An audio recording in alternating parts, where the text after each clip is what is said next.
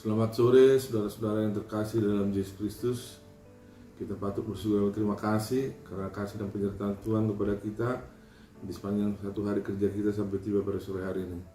Dan kita bertemu kembali dari Gereja Masyiat Penari ke-7 Sidang Jemaat di Sidipuro yang ada di kota Surakarta dalam pelajaran ringkasan sekolah sahabat di satu minggu ini. Dan judul di satu minggu ini adalah Spiritualisme Terungkap.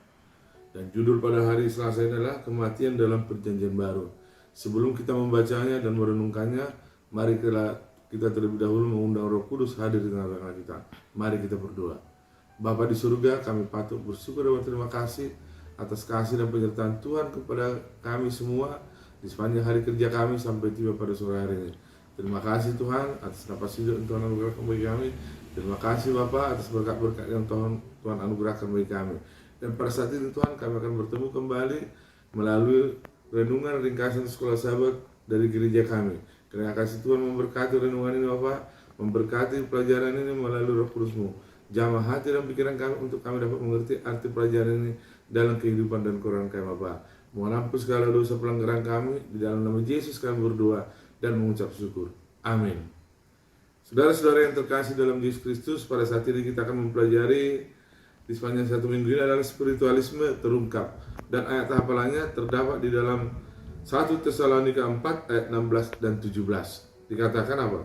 Sebab pada waktu tanda diberi, yaitu pada waktu penghulu malaikat berseru dan sangkakala Allah berbunyi, maka Tuhan sendiri akan turun dari surga dan mereka yang mati dalam Kristus akan lebih dahulu bangkit.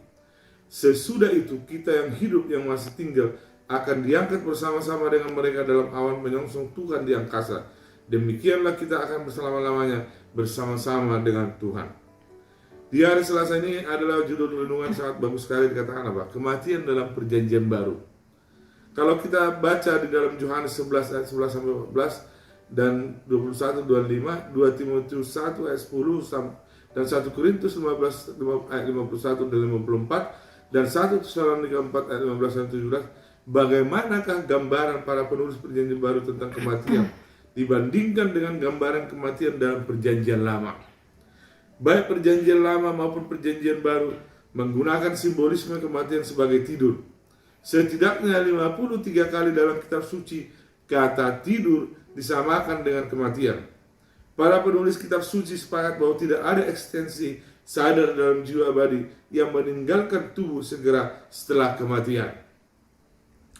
Perjanjian Baru menambahkan dimensi tambahan yang telah disyaratkan dalam Perjanjian Lama, kebangkitan yang mulia pada saat kedatangan Kristus kembali.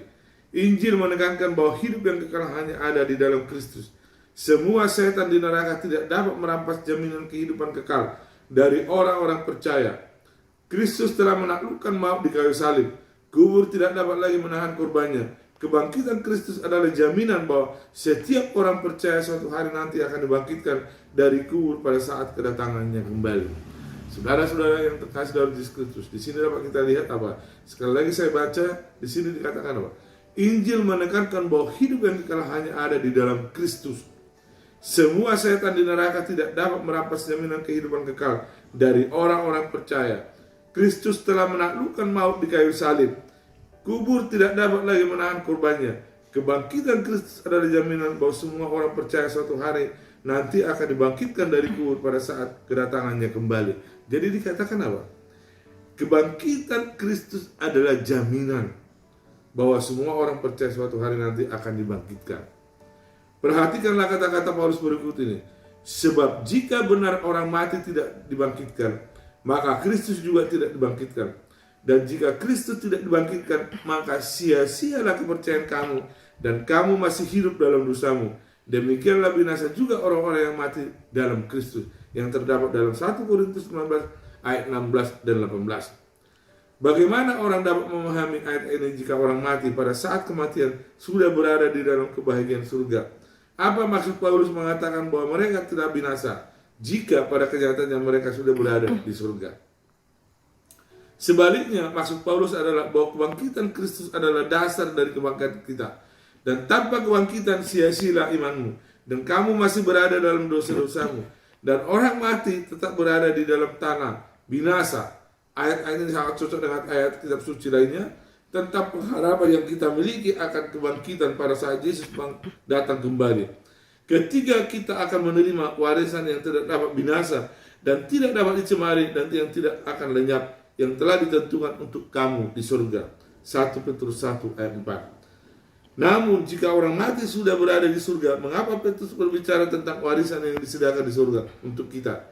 Jelaslah bahwa orang-orang percaya dalam perjanjian baru sangat menantikan kedatangan Kristus dan kebangkitan orang mati, dan pengharapan itu menghilangkan mereka untuk setia dalam pencobaan hidup.